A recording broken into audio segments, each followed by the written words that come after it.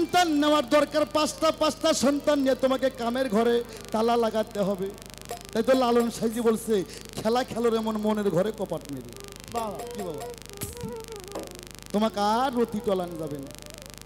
হ্যাঁ, তাই বলছে দয়াল, আমি যেন অকুল দরিয়ায় ডুব দিয়ে জল না খাই, আমি যেন শালুক তুলতে পারি। আর কায়দা করছো নাই, ৪৯ আনা চালান খায়া হইল দেনা, পরে রইল মহাজনের আসল ঋণ, ফাঁকি দিয়া ও পাগলা মন থাকবি কতদিন। আস্তে আমরা কিন্তু ওয়াজ করি কি, ওরে মাফ কর গো আল্লাহ, ওই আল্লাহ মাফ কর সবারে, আর মাফ করো গো আল্লাহ যারা শুয়ে আছে তোমার অন্ধকার কবরে। আরে গুনাহগার হাম হাত জুড়ে ডাকি বান্দা পরওয়ার, উলুকে ভুলুকে পরে শয়তানের সাগরে পরে, শয়তানের ফেরে পরে গুনারি সাগরে আমরা দিয়াছি সাঁতার। ওরে বাপ কান্দে মা বলে কান্দে, ওই আল্লাহ কবরেতে শুয়া, ওরে কোথায় রইলা ও দরদের বেটা বেটি, একটু নেকি দেও না কবরে পাঠাইয়া। এটা টাপলামি ছাড়া কিছু না। কারো কবরে কেউ হিসাব দেবে না। মা ফাতেমা জান্নাতুল জহুরা যখন মারা যান, এই হাদিস পড়ো নাই? খালি হলদি বেচা হাদিস পড়ছো? হ্যাঁ, দাইবে গালবি বলে এই কবর, তুমি কি জানো তোমার মধ্যে আজকে কে আসতেছে? কবর কয় আমি জানি না। ওই আল্লাহ যাকে কাল হাসরে মা বিলে ডাকবে, জান্নাতুল জহুরা মা ফাতেমা, কবর কয় আমি চিনি না। কয় পৃথিবীতে দুইটা মুসলমান, একটা হোসাইনি মুসলমান, একটা এজিতি মুসলমান। সে হোসাইনের মা, কবর কয় চিনি না। কয় যারে সৃষ্টি না করলে পৃথিবী সৃষ্টি করতো না, সেই দয়ার নবীর আদরের কলিজার টুকরো মিয়া মা ফাতেমা, কবর কয় আমি চিনি না। ডাইবে গালবি রাগ হয়ে কয় কবর তুই কি চিনস? কবর কয় আমি চিনি যার যার আমল, আমি চিনি যার যার আমল। বাবা রে, এই আমল কেউ কাউকে ধার দেবে না। আপনার পাপের ভাগ আপনার বাবা হবে না, মা হবে না, আপনার স্ত্রী পুত্র ছেলে মেয়ে কেউ হবে না। এই পৃথিবীতে কোন হক্কানি আলেম, কোন হক্কানি বুজুর্গান ব্যক্তির সঙ্গে যদি হাতে হাত মিলে থাকেন, মনের মিল থাকে, আত্মার মিল থাকে, সেই যদি কাল হাসরে একটু নেকি যদি শর্ট পড়ে, সেই যদি দিতে পারে, নইলে পৃথিবীতে আর কেউ কারো। আরে আস্তে ভাই, আমি বাঁচি না কেন? হযরত আদম, আস্তে, আদমের নামটা পবিত্র কোরআন শরীফে আমার আল্লাহ বললেন আদমের নামটা আমি রাখবো। আল্লাহ বললেন সূরা বাকারার মধ্যে, আল্লাহ বললেন ইন্নী জাইনুল ফি আরদি খলিফা, ইন্নী জাইনুল ফি আরদি খলিফা। আল্লাহ কয় ফেরেশতা রে, আমি আগুন পানি মাটি বাতাস নূরের দ্বারা একটা খলিফাকে নিযুক্ত করলাম। এই আদমের হায়াত ছিল ৮৫০০ বছর। এ আমরা আদম না? আরে উনি হচ্ছে আদি আদম, আমরা হচ্ছে বনি আদম। উনি ৮৫০০ বছর আদমের বংশ। তো আমরা কি ৫০০ বছর বাঁচতে পারবো না? আরে শিষ্য কয় দয়াল গুরু ধরি তোমার পাল, এত খাঁটি পীরের কাছে মুরিদ হলাম কেন ৬০ বছর বাঁচলাম না? ওই আমি পারি না, আর পারি না, আমি কেন মরি না? আজরাইল কেন চেনে না আমারে গো, আমি পারি না, আর পারি না, ওই আমি পারি না, আর পারি না, আমি কেন মরি না? আজরাইল কেন চেনে না আমারে গো, আমি পারি না, আর পারি না, আমি কেন মরি না? আজরাইল চেনে না আমারে, আমি পারি না, আর পারি না, আমি কেন মরি না? আজরাইল চেনে না আমারে, আমি পারি না, আর পারি না। ওরে হয়তো ২ দিন পরে মরবো, আগে মরলে কি ক্ষতি? এই দুনিয়ার তাল বাহানা বুঝলাম না রে একরতি। আমি হয়তো ২ দিন, হয়তো ২ দিন, হয়তো ২ দিন পরে মরবো, এখন বললে কি ক্ষতি? আরে এই দুনিয়ার তাল বাহানা বুঝলাম না রে একরতি। ঘরেরও অমনি, ঘরেরও অমনি, ঘরেরও অমনি, সে যে কাল লাগিনি, ঘরের রমণী যেন কাল লাগিনি, ঘরের অমনি আমার নিজের ঘরের অমনি সে যে বিষ নাগিনী সুযোগ পালে সবল সারে না রে আমি পারি না আর পারি না আমি কেন মরি না আজাল চেনে না আমারে আমি পারি না আর পারি না। এরে! কবি কিছু দেখে তাই তো কিছু লেখে ঘরের রমণী সেজে কাল লাগিনি সুযোগ পালে পিছু ছাড়ে না রে আমি পারি না আর পারি না। আরে এই এই নারীর কাছে 1,24,000 নবী ধরা তাই গুরুর কাছে মরি ধরে কেন কম বয়স থাকি বেশি বাঁচবো আমি মরবো না। হ্যাঁ 1,24,000 নবী ওই নারীর কাছে ধরা হিন্দুদের মধ্যে 33 কোটি দেবতাই ওই দেবতার দেবীর কাছে ধরা। হ্যাঁ একমাত্র পাস করছে আমার শেষ নবী আখিরি পয়গম্বর আহমদ মুস্তাফা মুহাম্মদ মুস্তাফা সাল্লাল্লাহু আলাইহি যার জন্য নবীর 14 জন স্ত্রী। এই ওই ঘাটে তোমার দাদা মরছে তোমার বাবা মরছে তোমার জ্যাঠো মরছে আমও মরতাছি। হ্যাঁ ওই যে ভবেতে আসিলের এমন ব্যাপারেরও আসে লাভে মূল্যে সব হারালো ব্যাপার হলো কিছু। আরে তোমার সন্তান নেওয়ার দরকার যদি 5টা হয় 5টা সন্তান নিয়ে তোমাকে কামের ঘরে তালা লাগাতে হবে। প্রত্যেকটা মানুষের মধ্যে 6টা রিপু আছে 5টা লফস আছে 5টা লফস লফস রহমানিয়া লফস লাওয়ামা লফস মুলহিমা লফস মুতমানিয়া লফস আম্বারা। 6টা রিপু কাম ক্রোধ লোভ মদ আর মাৎসর্য। 5টা রুহু কোরআনে আছে রুহু হায়ানি রুহু কুরসি রুহু নামাজি রুহু জামাজি।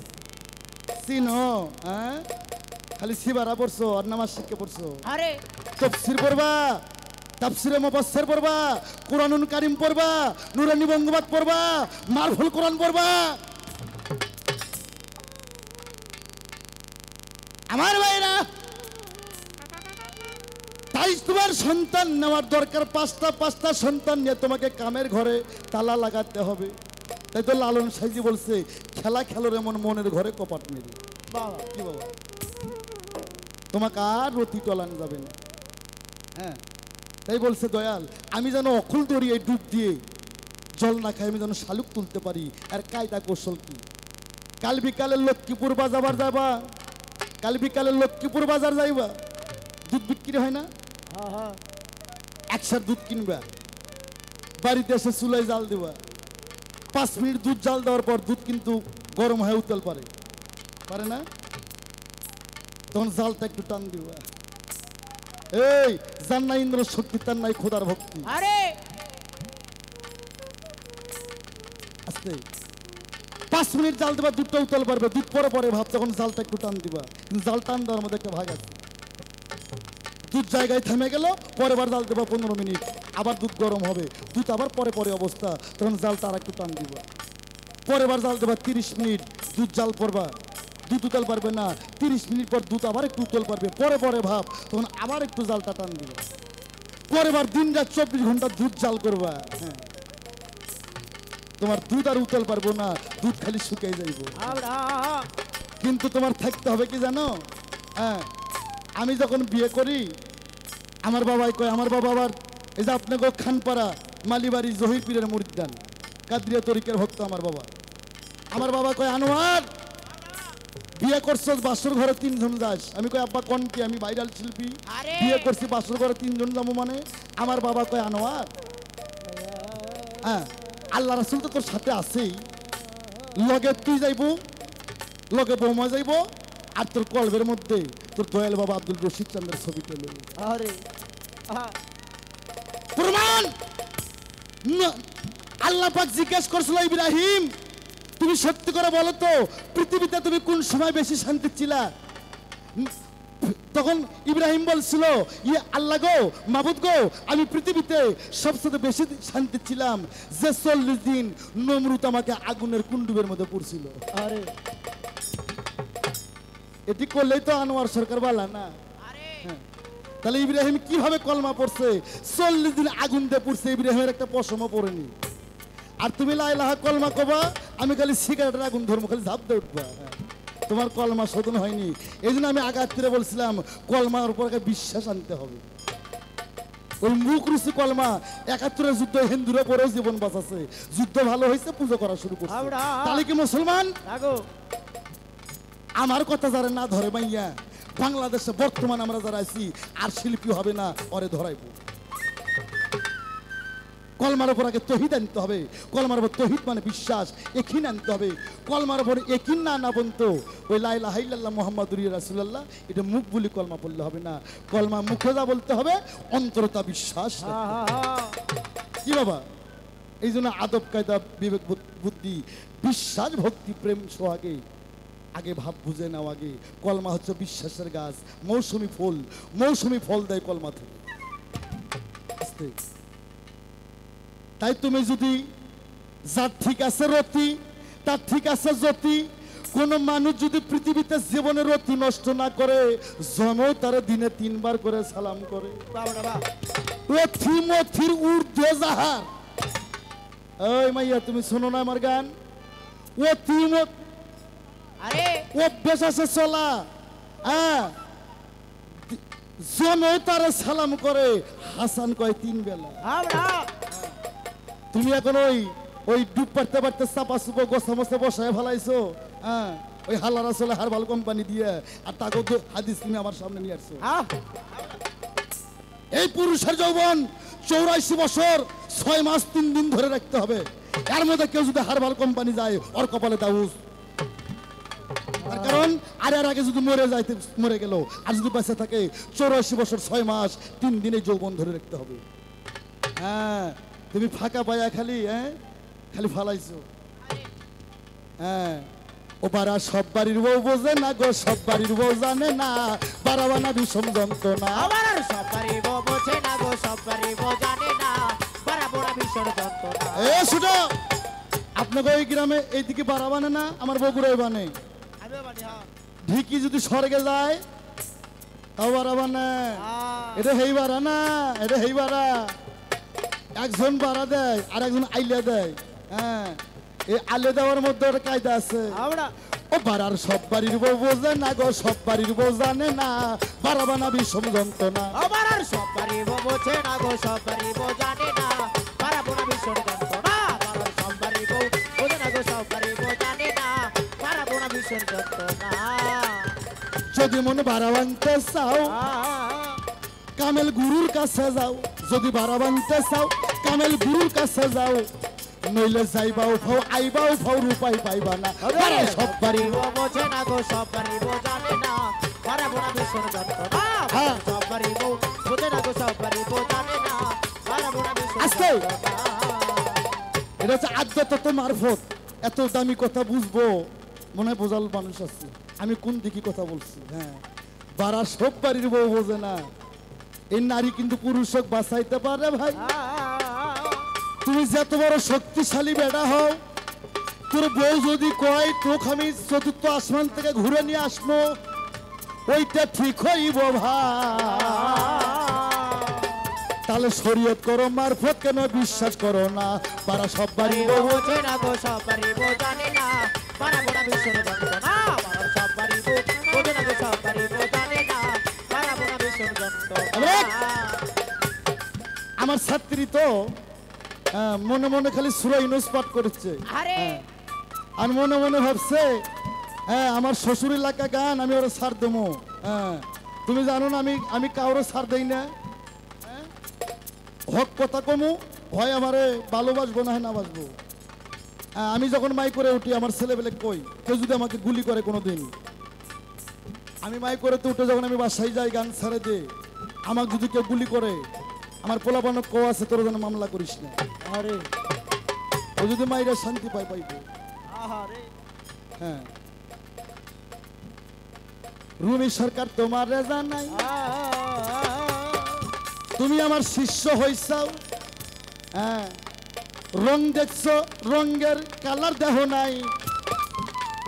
যদি বগুড়া যায় রঙের কালার দেখো ভাই, রঙের কারখানা দেখো নাই। তোমার কারখানায় দেখাইয়া দুমু আমায় চিনো না বাবা সব সব পারিব বোঝে না গো সব পারিব জানে না পারা বড়া ভীষণ যন্ত্রণা বাবা সব পারিব বোঝে না গো সব পারিব জানে না পারা বড়া ভীষণ যন্ত্রণা আসতে তাহলে যদি বাবা বাঁচিতে তুমি চাও আগে রতি রক্ষা করতে হবে যা হারাইছো যে ঘাটে মাল হারাইছো রে মন সেই ঘাটে মালের তালাশ কর আমার লক্ষ্মীপুর বাজারে যদি টাকা হারাই ওই টাকা যদি আমি গাইবান্ধা কদম তলা যাই উঠতে পামুকে বাবা না গো তাই সাধক রাধা বল্লভ বলছে রে মন যে ঘাটে তোর মাল হারাইছে সেই ঘাটেই মালের তালাশ কর আরে আস্তে আমার শিষ্যরে এটা মারফতি কথা আদ্য তত্ত্ব কথা তরিকার জাকের ভক্তদের জন্য অনেক দরকার ভাই তাই বলি তোরা কপাল ছুঁয়ে অন্য জায়গায় ফোঁটা দিও না এই কারণে জায়গায় জায়গায় ভেজাল বাজে ময়না ও বারা সব বাড়ির বউ বোঝে না গো সব পারিব জানে না পারা বড়া ভীষণ যন্ত্রণা বাবার সব পারিব বোঝে না গো সব পারিব জানে না পারা বড়া ভীষণ আর না, নারীর কাছে পুরুষের হায়াত নারী মাতা নারী ভগ্নী নারী কাল্লাগিনী নারী ভজঙ্গিনী নারী যে পুরুষের এপার হতো ওপারের তরি তার যার ঠিক আছে রতি তার ঠিক আছে মতি গতি যে ঘরে থাকে মালামাল এ পাগল ভক্ত সেই ঘরের করো খেয়াল ওই ঘরে ঢুকিতে পারে শিয়াল বাবা রুমি রে যার ভালো আছে গলি ওমা যদি ভালো থাকে গলি আর ওই গলিতে বার হয়ে আসবে আল্লাহর ওলি হ্যাঁ, আগে গলি ঠিক করো চরিত্র ঠিক করো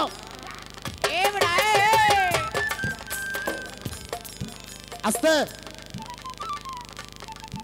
রাবিয়া বসুরে বলছিল এই আসতে বাজাও আমার মটকাটা খেপে গেছে কিন্তু আমি কই না রশিদ সরকার পাগলা হলে কিছু ধুই নাই রে হ্যাঁ